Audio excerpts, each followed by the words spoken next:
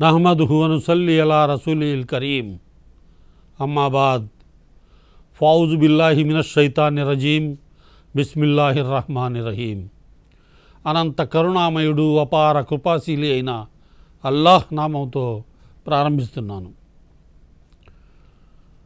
1500 సంవత్సరాలకు పూర్వం ప్రపంచ పరిస్థితులు ఎలా ఉండేయో పరిశీలిస్తే అల్లాహుతాలాచే పంపబడిన దైవ ప్రవక్త యేసుక్రీస్తు అంటే ఈసా అలైహిస్సలాం వారి తర్వాత ఈ భూమిపై మరే ప్రవక్తను పంపలేదు. 570 సంవత్సరాల వరకు మరే ప్రవక్తను పంపలేదు దైవం.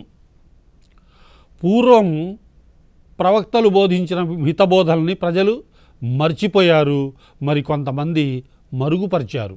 మానవత్వం అడుగంటిపోయి హింస, దౌర్జన్యాలు, అరాచకాల ఘోషతో అశాంతి ప్రబలి ఉండేది. బలవంతులు బలహీనులను పశువుల కంటే హీనంగా చూసేవారు. బానిస వ్యక్తులను సంతలో పశువుల వలె క్రయ విక్రయాలు జరిపేవారు. నాటి స్త్రీ ఒకరి సొత్తుగా పరిగణించబడేది కాదు. స్త్రీ జాతినే హీనంగా నీచ దృష్టితో చూస్తూ తమకు పుట్టిన ఆడ సంతానాన్ని సైతం కీడుగా దుశ్శకునంగా భావించి సజీవతలతో పాతిపెట్టేవారు. ఇటువంటి కలుషిత వాతావరణంలో క్రీస్తు శకం 571వ సంవత్సరం ఏప్రిల్ మాసం 22వ తేదీ ఇస్లామీ క్యాలెండర్ ప్రకారం రబీఉల్ అవ్వల్ మాసం 12వ రోజున, ఆ రోజు శుక్రవారం సూర్యోదయానికి పూర్వం అరబ్ దేశంలోని మక్కా నగరం నందు ఖురేషు వంశస్థులైనటువంటి హజరత్ అబ్దుల్లా, హజరత్ బీబీ ఆమీనా దంపతులకు సర్వ సృష్టికర్త సర్వేశ్వర ప్రభు అయిన అల్లాహుతాలా ప్రసాదించిన సంతానమే ఆదర్శ విశ్వ మహాప్రవక్త హజరత్ మహమ్మద్ ముస్తఫా సల్లల్లాహు అలైహి వసల్లం వారు. మహమ్మద్ సల్లల్లాహు అలైహి వసల్లం వారు తల్లి ఆమీనా గారి గర్భమందున్నప్పుడే తండ్రి అబ్దుల్లా గారు వ్యాపార నిమిత్తం దూర ప్రాంతాలకు వెళ్ళి అనారోగ్యంతో స్వర్గస్థులవుతారు. నాటి పద్ధతుల ప్రకారం పసికందైన మహమ్మద్ సల్లల్లాహు అలైహి వసల్లం 5 ఏళ్ల వరకు దాయి హలీమా సాదియా వారి పెంపకంలో ఉంచి 5వ ఏట తల్లి ఒడిలో చేర్చబడతారు మహమ్మద్ సల్లల్లాహు అలైహి వసల్లం. తనయుని ముద్దు మురిపాలు చూడకనే 6వ ఏట తల్లి బీబీ ఆమీనా దైవ సన్నిధికి చేరుకుంటారు. ఆ తరువాత తాతగారైన అబ్దుల్ ముత్తలిబ్ గారి సంరక్షణలో ఉండగా 8వ ఏట తాత అబ్దుల్ ముత్తలిబ్ కూడా చనిపోతారు. ఇటువంటి దుర్భర స్థితిలో పినతండ్రి అయిన అబూ తాలిబ్ గారు మహమ్మద్ వారి సంరక్షణ భారం వహిస్తారు. బాల్యంలోనే అనాథ అయిన మహమ్మద్ వారికి విద్యాబుద్ధులు నేర్పించుట యందు ఎవరినూ శ్రద్ధ వహించలేదు. బహుశా అది దైవలీల కాబోలు. వారి జీవితకాలంలో వారు చదవను వ్రాయను అభ్యసించలేదు. విద్యాభ్యాసం గడపవలసిన ప్రాయంలో మేకల కాపరిగా కాలం గడుపుతారు. మహమ్మద్ వారి 14వ ఏట తమ చిన్నాన్న అబూ తాలిబ్ వెంట వ్యాపార నిమిత్తం సిరియా దేశం ప్రయాణమై మార్గమధ్యంలో బస్రా అనే ప్రాంతంలో బస చేస్తారు. అదే ప్రాంతంలో బస చేసి ఉన్న బుహైరా అనే ఒక క్రైస్తవ విద్వాంసుడు మహమ్మద్ వారిని చూసి వారి రూపురేఖలను గుర్తించి పూర్వధర్మ గ్రంథాలలో పేర్కొనబడిన గుర్తులను ఆధారంగా చేసుకుని చివరి ప్రవక్త వీరేనని నిర్ధారణకొచ్చి అబూ తాలిబ్ గారితో ఈ విషయాన్ని వివరిస్తూ వీరు మున్ముందు ప్రపంచ మానవ జాతికే మార్గదర్శి కాగలరని, శత్రుగణం నుండి వీరిని జాగ్రత్తగా కాపాడుతూ పోషించాలని సూచిస్తాడు. మహమ్మద్ సల్లల్లాహు అలైహి వసల్లం వారి గురించి తౌరాత్, ఇంజీల్ గ్రంథాలలో వ్రాయబడిన విషయాన్ని అతడు ఉటంకిస్తాడు. ప్రాచీన ధర్మ గ్రంథాలలోనూ మహమ్మద్ వారి రాక గురించి ముందుగానే శుభవార్త ఇవ్వబడింది. బాల్యంలోనే అనాథ అయిన మహమ్మద్ సల్లల్లాహు అలైహి వసల్లం వారు తమ చిన్నాన్న అబూ తాలిబ్ గారి వద్ద పెరిగి యుక్త వయస్కులయ్యారు. సుగుణాల గనిగా, ధర్మ నిరతునిగా, వ్యాపారంలో మంచి పేరు గడించిన మహమ్మద్ వారి నడవడి, వారి వ్యాపార దక్షతను గురించి విన్న మక్కా నగర భాగ్యవంతురాలైనటువంటి వితంతువు బీబీ ఖతీజా గారు తమ వ్యాపార బాధ్యతలను మహమ్మద్ వారికి అప్పగిస్తారు. 25 ఏళ్ల ప్రాయం నాటికి మహమ్మద్ సల్లల్లాహు అలైహి వసల్లం ఉత్తమ వ్యాపారిగా పేరు గడిస్తారు. వీరి సత్ప్రవర్తన న్యాయబుద్ధికి ఆకర్షితురాలైన బీబీ ఖతీజా గారు మహమ్మద్ వారిని వివాహం ఆడదలిచి తమ పెద్దలచే కబురంపుతారు. ఆ కాలంలో వితంతు స్త్రీలను వివాహమాడటం అపవిత్రమైన కార్యంగా భావించేవారు.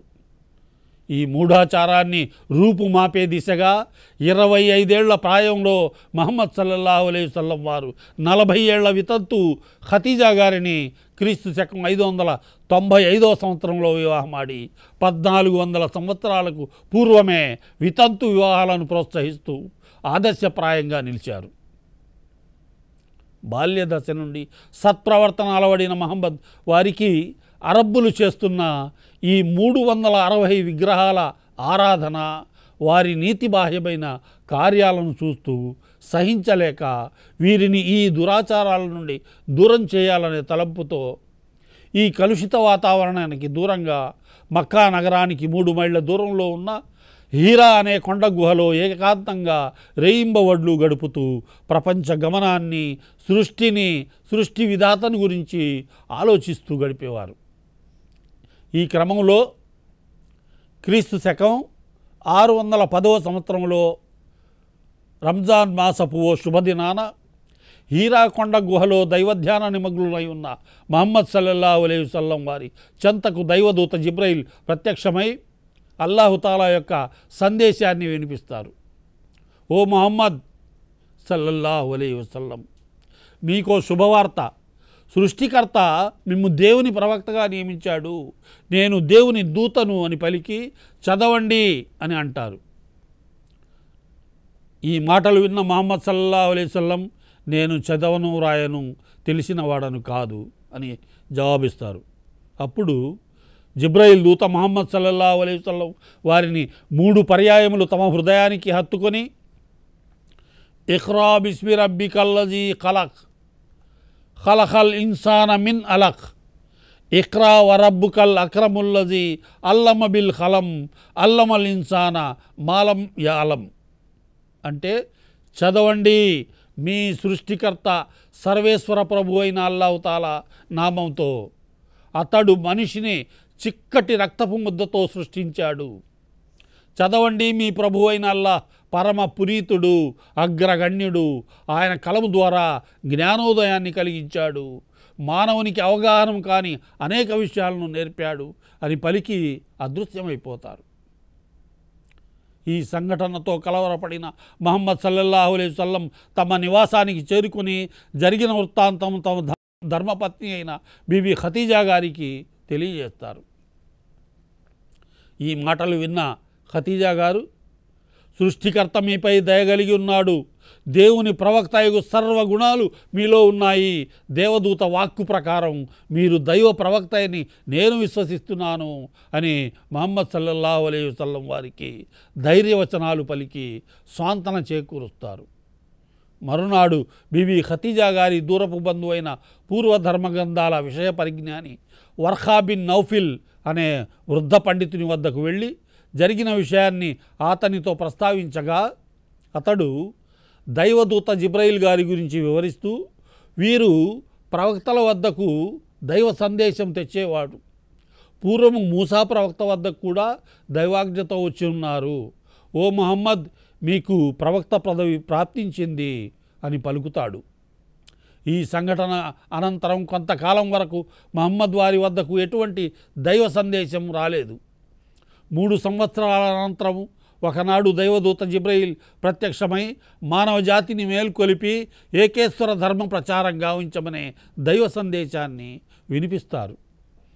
దైవ సందేశాన్ని అందుకున్న మహమ్మద్ సల్లల్లాహు అలైహి వసల్లం, మనందరి సృష్టికర్త ఒక్కడేనని, సృష్టిలోని సమస్తం ఆయన అధీనంలోనే ఉందని, ఆయన తప్ప ఇతరులెవ్వరూ ఆరాధనార్హులు కారు, ఆయనే అల్లాహ్, మనందరి ప్రభువు, సమస్త వస్తువులను సృష్టించినవాడు ఆయనే కాబట్టి ఆయన్నే ఆరాధించండి, అన్ని విషయాల కార్యసాధకుడు అల్లాహ్, ఎవరి చూపులు ఆయన్ని అందుకోలేవు, ఆయన మాత్రం అందరి చూపులను అందుకోగలడు, ఆయన సూక్ష్మ దృష్టి కలవాడు, సర్వము తెలిసినవాడు అల్లాహ్ అని ఏకేశ్వర ధర్మ ప్రచారం గావిస్తారు.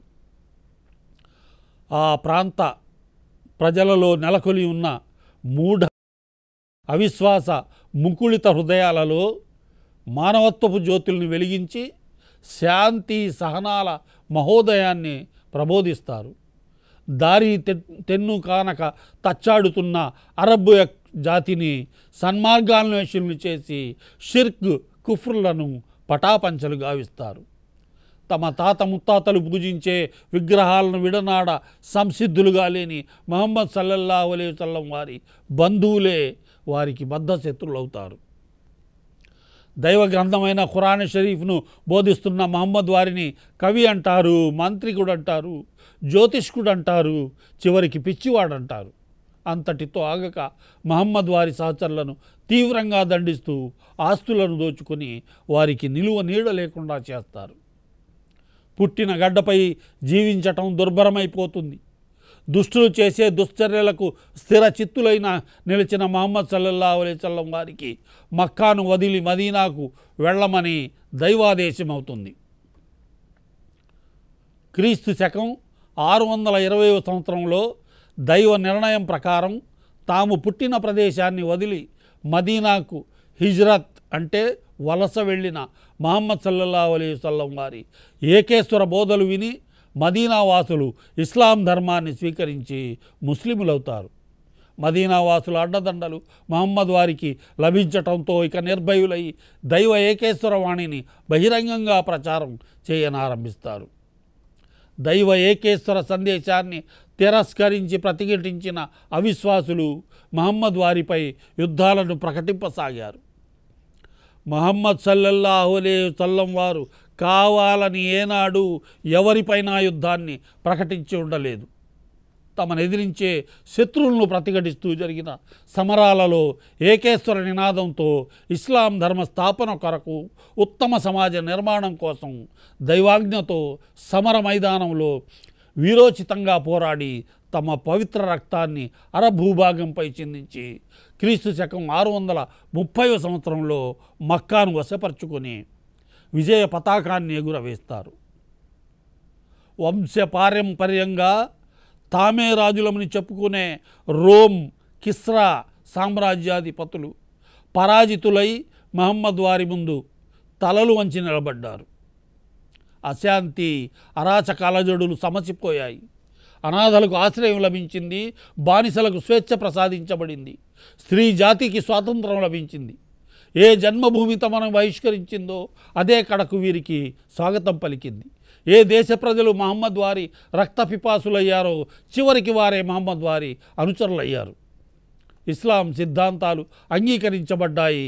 అరబ్ దేశమంతా దైవధర్మ పాలనతో విరాజిల్లింది. బలగల్ ఉలాభి కమాలిహి బలగల్ ఉలాభి కమాలిహి కషఫద్దుజాబి జమాలిహి హసునత్ జమీఉ ఖిసాలిహి సల్లు అలైహి వ ఆలిహి. ముహమ్మద్ సల్లల్లాహు అలైహి వసల్లం వారు నిరక్షరాస్యులైనప్పటికీ అల్లాహుతాలా ద్వారా దైవ విద్యను వహీ ద్వారా పొంది దివ్య ఖురాన్ సందేశాలను లోకానికి ఉపదేశించిన వారి యొక్క అనుపమానమైన వ్యక్తిత్వం, వారి జీవితంలో తనకిసలాడిన నైతిక విలువల ఆదర్శం, సద్గుణ సంపన్నత, మహమ్మద్ వారి నిష్పాక్షికత, ఉత్తమ గుణాలే ఆనాటి యూదులు కురైషుల మనసుల్లో చెరగని ముద్ర వేసి వారి వారి జీవన విధానాన్నే మార్చేస్తాయి. పశుత్వ భావాలు కలిగి అనైతిక అంధకారంలో కొట్టుమిట్టాడే అరబ్బు జాతిని ఉద్ధరించటానికి ఉదార దాతృత్వపు భావాలతో నాగరికతా పరిజ్ఞానానికి పునాదులు వేసి నీతి బాహ్యమైన మూఢ విశ్వాసాలు కలిగి ఉన్న ఆనాటి కురైషుల మనసులు మార్చి వారిలో ఆత్మనిగ్రహం కలిగించి వారి నోటే ముహమ్మద్ విశ్వసనీయులు, సత్యసంధత గలవారు అని పిలిపించుకున్న మహనీయులు సర్వరే కౌనైన్ రసూల్ అరబీ హజరత్ మహమ్మద్ ముస్తఫా సల్లల్లాహు అలైహి వసల్లం వారిపై దైవ కారుణ్యతా శుభస్సులు వర్షించుగాక.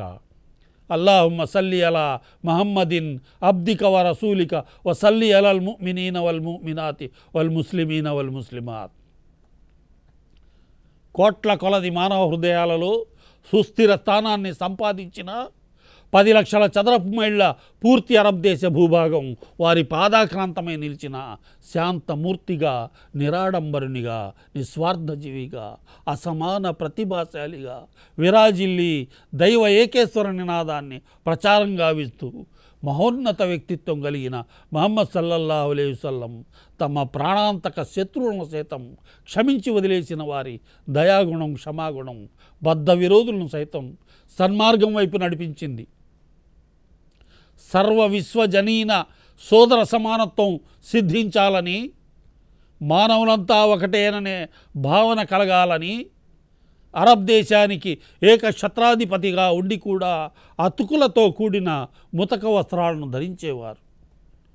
పసిడి వన్నెల మేడలలో కాకుండా పూరి గుడిసెలో చాలీచాలని స్థలాల్లో నివాసం ఉండేవారు. హంస తూలికా తల్పాలను వీడి ఖర్జూరపు సాపపై అతుకుల బొంతపై పరుండేవారు. ఖర్జూరపు సాపపైనే సమస్త రాచకార్యాలు, హితోపదేశాలు, సాంఘిక సంస్కరణలు అమలు జరిపేవారు. మహమ్మద్ వారి సల్లల్లాహు అలైహి వసల్లం వారి గురించి ప్రపంచ ప్రఖ్యాత పండితులు, విమర్శకులు, మేధావులు అనేక పరిశోధనల అనంతరం ఏమని వ్యాఖ్యానిస్తున్నారో మనం ఈ సందర్భంగా తెలుసుకోవటం భావ్యమని నేను భావిస్తున్నాను.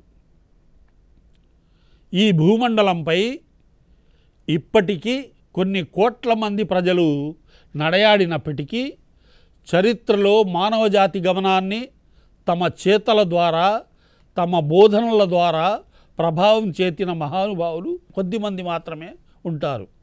బ్రిటిష్ పండితుడైన జార్జి బెర్నార్డ్ షా మాటల్లో చెప్పాలంటే, మహమ్మద్ లాంటి వ్యక్తి ఈ ఆధునిక ప్రపంచానికి నియంతగా నాయకత్వం వహిస్తే ఈ ప్రపంచ ప్రజలు ఎంతో ఆశతో ఎదురు చూస్తున్న శాంతి, శుభాలు, సంక్షేమాన్ని నిస్సందేహంగా ఆయన అందించగలరని నేను విశ్వసిస్తున్నాను. ప్రజలు తాము ఎదుర్కొంటున్న సమస్యలకు పరిష్కారం మహమ్మద్ వారి నియమాలు, సూచనలతోనే సాధ్యమవుతుందనే విషయం ప్రపంచం మొత్తం గుర్తించే రోజు అతి త్వరలో వస్తుందని జార్జి బెర్నార్డ్ షా గారు అన్నారు. భారత జాతిపిత మహాత్మా గాంధీజీ మహమ్మద్ సల్లల్లాహు అలైహి వసల్లం వారి గురించి 1928లో యంగ్ ఇండియా అనే ఒక పత్రికలో రాసిన వ్యాసంలో ఇలా పేర్కొన్నారు. మహమ్మద్ వారి జీవిత చరిత్రను పూర్తిగా చదివిన నాకు వారిపై మరింత అభిమానం ఏర్పడింది. మహమ్మద్ వారి నిరాడంబరత, జీవనశైలి, త్యాగనిరతి, దృఢ సంకల్పం, దైవం పట్ల అచంచల విశ్వాసం, తమ ధ్యేయం పట్ల సంపూర్ణ విశ్వాసం, నిజాన్ని నిర్భయంగా చాటి చెప్పటం వంటి ఉత్తమ గుణాలతోనే ఇస్లాం గొప్ప ఉన్నతిని సాధించింది. కానీ కొంతమంది విమర్శిస్తున్నట్లు ఆ కాలంలో ఇస్లాంకు గొప్ప స్థానాన్ని సాధించి పెట్టింది ఖడ్గం మాత్రం కానే కాదు అనే సత్యం నాకు బోధపడింది అని గాంధీజీ వ్రాసుకున్నారు. ఇస్లాంని హింసాయుత మతంగా, మధ్యయుగాల భావజాలంగా నిత్యం ఆడిపోచుకుంటూ నిరసించే పాశ్చాత్య సమాజంలో మైకేల్ హార్ట్, క్యామ్ ఆర్మ్స్ట్రాంగ్, లెజ్లీ హాజెల్టన్ లాంటి ముస్లిమేతర రచయితల పరిశోధనాత్మక రచనలు ఇస్లాం మతాన్ని, మహమ్మద్ ప్రవక్త జీవితాన్ని కొత్త కోణంలో ఆవిష్కరింపజేశాయి. తమ జీవన స్రవంతిలో నిరంకుశాధీశులను ఎదిరించి బానిస భావాలను సమసిల్లజేసి ఇస్లాం నేర్పిన శాంతి సందేశాన్ని దశ దిశలా వ్యాపింపచేసిన ఆదర్శ విశ్వ మహాప్రవక్త హజరత్ మహమ్మద్ ముస్తఫా సల్లల్లాహు అలైహి వసల్లం వారు తమ 63వ ఏట క్రీస్తు శకం 632వ సంవత్సరంలో దైవ సన్నిధికి చేరారు. ఇన్నా లిల్లాహి వ ఇన్నా ఇలైహి రాజిఊన్. సమస్త మానవజాతికే రహమతుల్లిల్ ఆలమీన్గా కొనియాడబడుతున్న మహమ్మద్ సల్లల్లాహు అలైహి వసల్లం ప్రపంచ మానవాళికి దైవం ద్వారా పంపించబడిన ఆఖరి ప్రవక్త. వీరి తరువాత లోకానికి అల్లాహుతాలా ద్వారా మరే ప్రవక్త పంపబడరు. మహమ్మద్ సల్లల్లాహు అలైహి వసల్లం వారు చూపిన శాంతియుత సన్మార్గాన్ని విడనాడినందునే ఈనాడు ప్రపంచవ్యాప్తంగా అశాంతి, అరాచకాలు, అలజడులు చెలరేగుతున్నాయి. ఓ అల్లా, ఈ దుష్ట ప్రభావాల నుండి మనందరినీ కాపాడు. ఓ అల్లా, మానవాళికి శాంతి సందేశాన్ని అందించి ఏకేశ్వరత్వాన్ని ప్రపంచానికి చాటి చెప్పిన ప్రియ ప్రవక్త ముహమ్మద్ సల్లల్లాహు అలైహి వసల్లం వారు చూపిన బాటలో మా జీవితాలను తీర్చిదిద్దుకునేలా మా హృదయాలను వికసింపజేయి. మా హృదయాలను నుండి ద్వేషాన్ని తొలగించి ప్రతి వారికి ప్రేమ ఆత్మీయతలను పంచే హృదయాలను మాకు ప్రసాదించు. ఓ అల్లా, చెప్పేదానికన్నా వినేదానికన్నా ఆచరించటం ద్వారా సత్కర్మలను చేసే దిశగా మా జీవితాలను తీర్చిదిద్దు. ఓ అల్లా, మా దేశాన్ని శాంతియుత దేశంగాను, మా రాష్ట్రాన్ని ఆరోగ్యవంతమైన ప్రశాంత రాష్ట్రంగాను, వారి యొక్క మన ప్రజల జీవితాలను ప్రశాంత జీవనాన్ని ప్రసాదించు. సదా నీ కారుణ్యత శాంతి సుబస్సులు వర్షింపజేయి. సల్లల్లాహు అలైహి వాలా ఆలిహి వ సహాబిహి వ అజ్వాజిహి వ జుర్రియాతిహి వ అహ్లె బైతిహి అజ్మయిన్ బిరహ్మతిక యా అర్హమర్ రాహిమీన్. వ ఆఖిరు దావానా అనిల్ హమ్దులిల్లాహి రబ్బిల్ ఆలమీన్. సప్తగిరి ప్రేక్షకులకు ఈద్ మీలాదున్నబీ శుభాకాంక్షలు.